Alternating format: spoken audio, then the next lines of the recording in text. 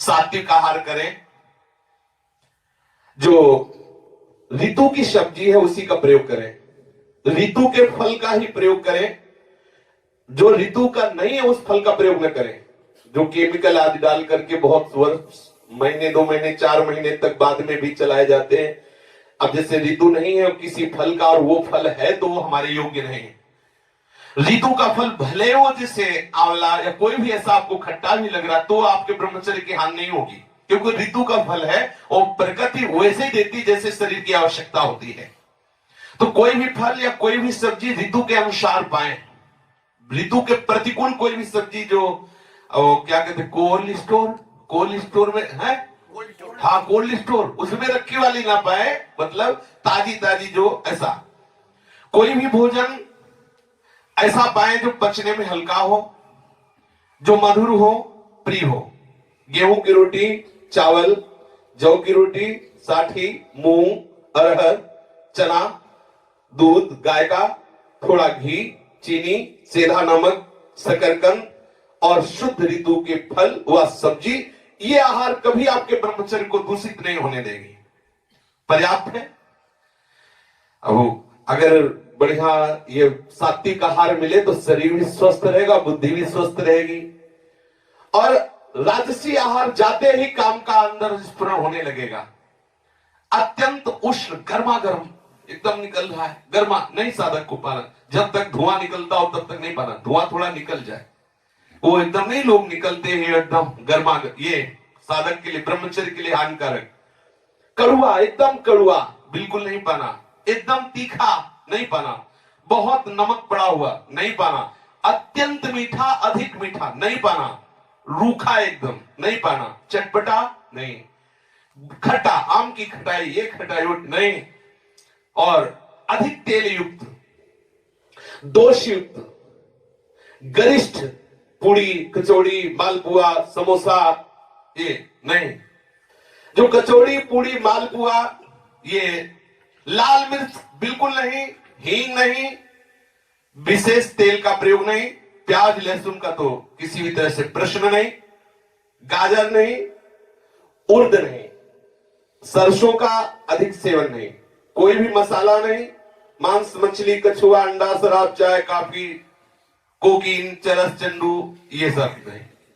ये आहार पाते ही आपको चंचल बना देगा, कामी बना देगा, क्रोधी बना देगा, लालची बना देगा, पापी बना देगा। आप पाके देख लीजिए पक्का। जो ये अत्यंत उष्ण कड़ुआ तीखा नमकीन अत्यंत मीठा रूखा चटपटा खट्टा तेल युक्त दोष युक्त गरिष्ठ पूड़ी कचौड़ी मालपुआ खट्टा लाल मिर्च तेल हींग प्याज लहसुन गाजर उड़द सरसों मसाला मांस मछली कछुआ अंडा शराब काफी टाफी और कोकीन और चरस और चंडू और सभी सब, ये सब पाने वाले कभी ब्रह्मचर्य नहीं रह सकते। इनसे निश्चित पाप के आचरण बनेंगे, रोग शोक दैन्य बढ़ेगा, आयु तेज सामर्थ्य सौभाग्य नष्ट होगा। राजसी पुरुष कभी ब्रह्मचारी नहीं हो सकता। और तामसी राजसिक आहार भी मिलता है। तामसिक आहार में जब अधिक मात्रा में गर्मा गर्म पाया जाता है तो तामसिक ही हो जाता है।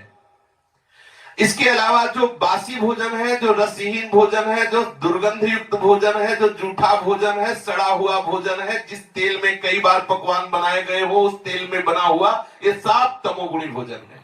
भले एक बार निकल गया 2 बार निकल उसी में निकाल। अब दुकानों में तो यही होता है, उसमें थोड़ी कि एक बार निकाल के वो घी हटा दिया या तेल हटा दिया, वो तो जब तक उसमें जान रहेगी, मक्खी भी गिरी तो पड़ी रही 24 घंटा, दूसरे दिन छन्नी से निकाल लिया, उसका भी रस उसी में गया और बन के गरम गरम जलेबी आई, बोले जय राधा वल्लभ लाल के चक पार। बहुत संभल के भाई।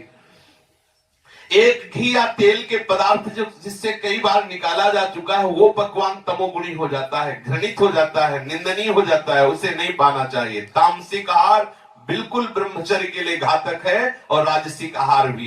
तामसिक आहार पाने वाला वो राक्षस बन जाता है, उसके अंदर पूरी राक्षसी वृत्ति होती है। ऐसा पुरुष सदैव रोगी दुखी बुद्धिहीन क्रोधी लालची आलसी दरिद्र अधर्मी पापी और अल्पायु होता है। जो हस्त क्रिया के द्वारा वीरपात करता रहता है वो अकाल मृत्यु को निश्चित प्राप्त हो जाएगा, मरेगा। क्योंकि महत अपराध बन रहा, वो मत समझो कि अपराध नहीं बन रहा, वो अकाल मृत्यु को प्राप्त होगा, उसके अंदर से भयंकर रोग पैदा हो जाएंगे, परेशान हो जाए। डरो डरो, वैसे ही मरना है, काहे को ऐसे मर रहे हो। राधा राधा रटो, नियम से चलो, एक बार निश्चय कर लो मुझे हर जन्म सहना है, प्रभु की प्राप्ति के लिए मैं हर कष्ट सहूंगा, ऐसा भाव कर लो। और फिर सात्विक भोजन भी जब पा रहे हो तो विचार बिल्कुल ठीक होने चाहिए। भोजन पाते समय कोई ऐसा दृश्य जिससे आपके विचार गंदे हो, कोई ऐसा पढ़ना जिससे विचार गंदे हो, कोई ऐसी वार्ता करना, या कोई अंदर ही अंदर विचार गंदे करते हुए सात्विक आहार भी पाओगे तो आपकी बुद्धि पतित हो जाएगी। महापुरुषों ने ये अनुभव करके बताया है। भोजन पाते समय जो विचार होता है उससे रस बनता है, रस, उसी रस में आपके भाव जाते हैं, वही भाव आपकी नस नाड़ियों में जाकर के वैसे ही पूरे शरीर को प्रभावित कर देते हैं जैसे भोजन पाते समय हम विचार करते हैं। इसलिए बहुत सावधान, भोजन पाते समय यदि आपके पास चिंतन की भाववृत्ति नहीं तो आप बाहर से सत्संग लगा दीजिए, कीर्तन लगा दीजिए और उसको सुनते हुए प्रसाद पाए, बहुत बढ़िया। ये तो देखो कलयुग भगवान की कितनी कृपा है, भोजन पा रहे हो, कोई महात्मा बोल रहा है, सत्संग आप बैठे सुन रहे हैं, बहुत बढ़िया है। यंत्र का आजकल तो बहुत बड़ी कृपा है। अगर कुछ नहीं तो नाम कीर्तन लगा दीजिए, प्रसाद पा रहे, नाम कीर्तन चल रहा, चतुरासी जी के पद चल रहे, ठाकुर जी की कोई वार्ता चल रही और हम प्रसाद पा रहे, तो हमारा सारा चिंतन सुनने में गया और प्रसाद पा रहे, वो हमारे अंदर भागवतिकता प्रकट करेगा।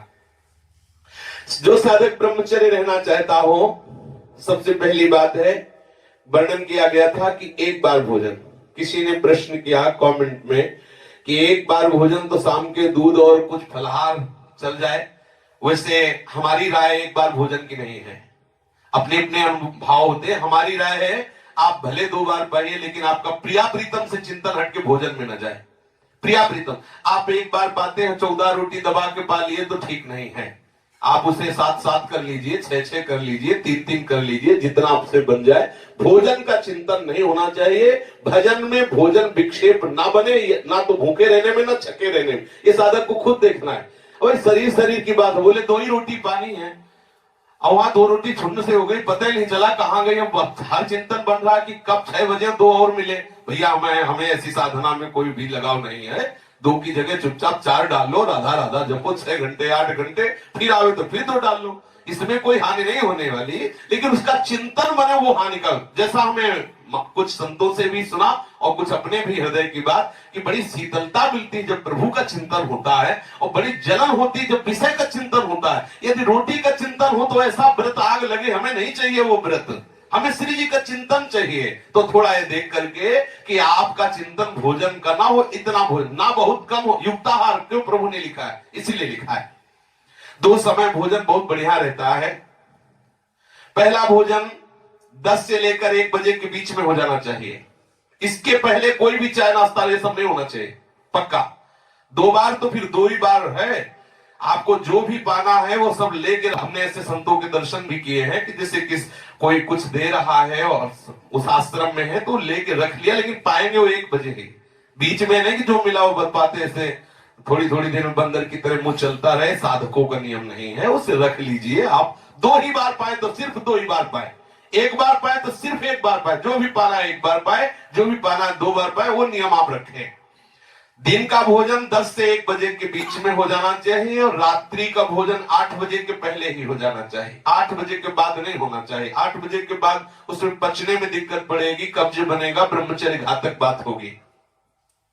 यदि आप 1 बार भोजन करते हैं तो सर्वोत्कृष्ट बात है, पर 2 बार भोजन करें तो आप देख लीजिए 10 से 1 बजे के बीच दिन में और रात्रि में 8 बजे के पहले। और जब आप भोजन पाले तो 30 मिनट जरूर टहले, शरीर स्वस्थ रखना है, भजन करना है तो ये करना है, नहीं तो गड़बड़ हो जाएगा, आप कब्ज हो जाएगी, फिर परेशानी है। खा के एकदम सहन नहीं करना, 30 मिनट टहलना है। रात्रि में दूध पीना है तो या तो बहुत ही कम गर्म एकदम, और या एकदम ठंडा। अगर आपको लगता है थोड़ा गर्म होना तो बिल्कुल थोड़ा ही गर्म होना चाहिए। अधिक गर्म दूध पी के सहन करने से वो ब्रह्मचर्य का नाशक अर्थात स्वप्न आदि दोष प्रकट करने वाला होता है। चीनी मिलाने की जरूरत नहीं, यदि आपको ऐसा लगता है कि हो तो बहुत कम चीनी मिलाकर ही प्रयोग करें, वैसे जरूरत नहीं है। गर्मा गर्म रात्रि में ना भोजन पाना है ना कोई पेय पदार्थ पीना है, गर्मा गर्म ना तो भोजन पाना है और ना कोई पेय पदार्थ पीना है। अगर आप गर्मा गर्म कोई पदार्थ पी के शयन करते हैं तत्काल, तो निश्चित आपके ब्रह्मचर्य की हानि हो जाएगी, सावधान रहें। ताजा, सात्विक और ना गर्म ना बासी ऐसा भोजन कीजिए। और रात्रि में हल्का हल्का गर्म या ठंडा दूध ले सकते हैं जो जरूरत हो। नहीं, दूध की साधक को जरूरत है नहीं, पर अब आप देख लीजिए, हम मना नहीं करते, पर है नहीं जरूरत। क्यों जरूरत नहीं? क्योंकि अपना कोई और कार्य है नहीं, भजन साधन और संयम नियम तो उतने में ही इतनी सामर्थ्य है कि दूध की जरूरत बिल्कुल नहीं, वस्तुता नहीं जरूरत है। पर यदि आपको जरूरत हो तो ले सकते हैं गाय का दूध आधा लीटर, वो भी रात्रि में शयन के पहले, जो इतना गर्म हो कि मतलब आपको लगे कि हाँ ठीक है। अगर अधिक गर्म हुआ तो आपके ब्रह्मचर्य में हानिकारक है। यदि रात्रि में आपको थकान हो रही है, आपको लगता है मैं तत्काल शयन कर जाऊंगा, तो ना भोजन पाना है ना दूध पीना है। अगर रात्रि में आप बहुत थके हैं तो ना भोजन पाना है ना दूध पीना, आप शयन कर जाइए, सुबह भले ले लीजिए। अगर आप थकान के साथ भोजन और गर्म दूध पी ले और तत्काल लेट गए तो फिर उसमें आपके संयम में बाधा पड़ने की संभावना है। भोजन के समय आप मौन भगवत चिंतन करें या भगवत विचार करें या भगवत चर्चा सुने। किसी भी तरह से आपके भोजन में अधिक नमक, मिर्च, मसाला, ये और मिठाई और किसी भी तरह का कोई नशा या कोई चंचलता पैदा करने वाले पदार्थ बिल्कुल नहीं होने चाहिए। भोजन के समय पानी बिल्कुल नहीं पीना चाहिए, ऐसा अभ्यास कर लेना चाहिए। यदि आपको प्यास लगती है तो भोजन के पहले आधा घंटा 1 घंटा पहले 1 गिलास ले लीजिए और भोजन के 1 घंटा आधा घंटे बाद ले लीजिए। उत्तम बात है 1 घंटा, लेकिन ना से पाओ तो आधा घंटा, लेकिन भोजन के बीच में जल लेने का विधान नहीं है, जो वास्तविक नियम से चलना चाहिए, तभी लीवर खराब हो जाता है। और एक कोरा पाया आधा लीटर पानी, फिर वो तो सब गड़बड़ हो जाता है। ऐसा अपने लोगों ने 20 वर्ष से अभ्यास किया है, पूरा भोजन हो जाएगा, एक बूंद पानी की जरूरत नहीं है। भोजन के समय पानी नहीं पीना चाहिए, भोजन के 1 घंटा बाद या 1 घंटा पहले पानी ले लेना चाहिए। भोजन के पहले हाथ पैर और मुंह धो करके पूरे पवित्र हो करके फिर भोजन पाने बैठना चाहिए। भोजन नियमित समय पर, नियमित अर्थात 4 रोटी तो 4 ही नहीं। अब ये नहीं होना चाहिए कि आज भूख ज्यादा लगी 6 कर लो, नहीं, नियमित आहार नियमित होना चाहिए। वो भूखे रहो भजन करो, बढ़िया रहेगा। जितना एक नियम बना लो भोजन का उतना। राह चलते हो भोजन नहीं पाना, खड़े होकर भोजन नहीं पाना, लेट कर भोजन नहीं पाना, अनुचित चिंतन करते हुए भोजन नहीं पाना, अनुचित क्रिया जहां हो रही वहां देखते हुए भोजन नहीं पाना। प्रातः काल बिना कुल्ला किए जल पीने का अभ्यास बनाएं। बिना कुल्ला के आप शयन करके उठे, नाम जप किए और ऊषा पान उसे कहते हैं, वो आयुर्वेद के अंतर्गत है, वो आपके उदर में बड़ा लाभदायक रहेगा। वैसे तांबे के पात्र में जल रख ले रात्रि में और उसके बाद सुबह उठे और बिना कुल्ला किए और वो पानी पिए तो आपके उदर में बहुत लाभदायक होगा और अपने साधन में सहयोगी होगा। जहां प्रसाद पा रहे हो वो पवित्र स्थान हो, अगर दृश्य हो तो भगवत छवियां लगी हो या संत महात्मा हो। भोजन के समय ऐसे दृश्य ना होना चाहिए जिनमें मन अटक कर और काम का संकल्प कर बैठे। आप मध्याह्न में भोजन के बाद 100 कदम चाहे चले, 15-20 मिनट लेटे, इसके बाद भजन में बैठ जाए। ये मध्याह्न। और शयन में 1 घंटा पहले ही आपका भोजन दुग्ध हो जाए, टहले भजन करें, फिर आप शयन करें। मध्याह्न में 15 मिनट विश्राम के लिए आज्ञा होती है, 15-20 मिनट आप अपने महापुरुषों को देखा है कि ऐसा करते हैं, 15-20 मिनट लेट लिए फिर अपने साधन भजन में लग गए। यदि रात्रि में नींद पूरी नहीं होती है, आप 2 घंटे 3 घंटे तो 1 घंटे विश्राम कर लीजिए। यदि रात्रि में आपका पर्याप्त विश्राम हो जाता है तो 15-20 मिनट मध्याह्न में कर लीजिए। आपका जल स्वच्छ होना चाहिए। आप जब स्नान करें तो गीजर के पानी से न करें। अगर ब्रह्मचर्य पुष्ट रखना है तो हम ये नहीं कह रहे कि पैसा बचाने के लिए गीजर की बात कर रहे हैं, लेकिन अगर आप रोज गीजर से पानी से नहाएंगे, आपकी त्वचा कमजोर हो जाएगी और आपकी सप्तम धातु शक्ति मतलब कठोर ना होकर के द्रवित हो जाएगी। आपको ये दोष देखना पड़ेगा अपने जीवन में यदि आप गीजर से बराबर स्नान करते हैं। संत महात्मा सीधे धाराओं में क्यों नहाते थे? एकदम ठंडा। आप नहा के देखो यमुना जी में सुबह सुबह जब गंगा में स्नान करते थे तो एक डुबकी लगाने के बाद लगता था सर है कि नहीं है, खोजना पड़ता था कि सर है कि नहीं है। एकदम ठंड और एक नया एक जीवन नया एकदम ठंडा। अब 20-30 मिनट कमर से ठंडे जल में तो अपने आप वो सब संयम नियम अब यहाँ गीजर से पता नहीं चलता सर्दी है कब लगी सर्दी। है, और बढ़िया गर्म कपड़ा, गर्म कम्बल हो, बगल में ही कमरे में ही बाथरूम शौचालय हो, गीजर से स्नान कर कम्बल, तो पता ही नहीं चला सर्दी लगना अति आवश्यक है। ब्रह्मचर्य के लिए सर्दी लगना अति आवश्यक, शरीर को मतलब ठंडी लगना अति आवश्यक है। शरीर जितना ठंड रहेगी त्वचा मजबूत होगी, ब्रह्मचर्य आपका ठीक होगा, और ब्रह्मचर्य ठीक होगा तो आपका सुहाएगा ही नहीं है, महंगे महंगे कपड़े और गीजर अच्छा ही नहीं लगेगा, वो एक नशा हो जाता है, उसमें इतनी सामर्थ्य हो जाती है। पर जितना ऐसा नहीं कि कल से जुकाम बुखार हो जाए कि भाई ब्रह्मचर्य रहना है तो यमुना जी में सुबह 4 बजे, थोड़ा देख के अपने संयम में। दिन भर में 3 लीटर पानी से कम नहीं होना चाहिए, क्योंकि उसमें लघुशंका, पसीना, भाप, सब बहुत चीजें पानी से शरीर के कूड़ा करकट निकलते। कम से कम 3 लीटर पानी पीना चाहिए, उससे गर्मी क्षय होती है, बहुत से दोष नष्ट होते हैं। पेशाब, पसीना, भाप आदि के रूप में आपके शरीर से पानी निकलता रहता है। आप ऋतु के अनुसार पानी और बढ़ा सकते हैं, पर 3 लीटर से कम नहीं। और यदि आपको कब्ज की बीमारी, तो तत्काल आप उस पर सात्विक उपाय कीजिए, कब्ज शरीर में बना न रहे, क्योंकि कब्ज रहने से हमारे ब्रह्मचर्य में जरूर दोष उत्पन्न हो जाएगा। जब आप जल पिए तो वज्रासन में बैठकर धीरे धीरे जल पिए, स्वाद लेते, एकदम गटक के 1 मिनट में 1 लीटर पी गए ऐसा नहीं, आराम आराम से पीजिए, धीरे धीरे से भगवत चिंतन करते हुए। प्यास जितनी भी अधिक जब लगे तब पानी पियोगे तो आपकी जीवनी शक्ति को बढ़ाएगी। प्यास लगी नहीं है और आप पानी, तो ऐसा अब इतना ध्यान रखना है कि सुबह उषा काल में इतना जल पीना है कि एक बार वमन करने की इच्छा हो जाए। बहुत बढ़िया लाभ की बात बता रहे हैं। एक बार इतना पानी पिए सुबह कि ऐसा लगता है उल्टी हो जाए, भले ना हो, अगर हो जाए तो और बढ़िया बात है, थोड़ा और सहारा दे दीजिए, अंदर की गर्मी निकल जाएगी, साधक को साधना करने में बड़ा सहयोग मिलेगा। सुबह पानी जरूर खाली पेट पिए, फिर प्रसाद पान जितना मांगे उसके अनुसार। 3 लीटर तो बहुत सरल बात है। ब्रह्मचर्य के लिए पानी अति आवश्यक है, कब्ज निवारण के लिए पानी अति आवश्यक है। जो जल का सेवन नहीं करते हैं उनके पेट में जरूर कब्ज होती है, उनकी गर्मी बनी रहती है, और स्वप्न दोष रूपी शिकायत उनमें ज्यादा बढ़ने लगती है। आप सावधान होकर के ना तो ऐसा करें कि बिल्कुल भूखे रहें, ना तो ऐसा करें कि बिल्कुल छके रहें, यह भी ब्रह्मचर्य में घातक है। एकदम भोजन छोड़ दिया 2-4 दिन तो वो सिस्टम नहीं संभाल पाएगा। एकदम आपने अधिक बार, वो एक नियम धारा से चली, ये अनुभव की बात है। आज एकदम 20 रोटी पा ली, 4 दिन एकदम नहीं पाया, तो वो आपके ब्रह्मचर्य पर प्रहार करेगा। आपके जरूर जरूर किसी न किसी तरह से बहुत सावधानी, ये साधना है, उपासना है, बहुत सावधानी। आप खड़े खड़े कभी पानी न पिए, लेटे हुए पानी न पीजिए, क्योंकि खड़े पानी पीने से और लेटे लेटे पानी पीने से शरीर में रोग होने की संभावना है।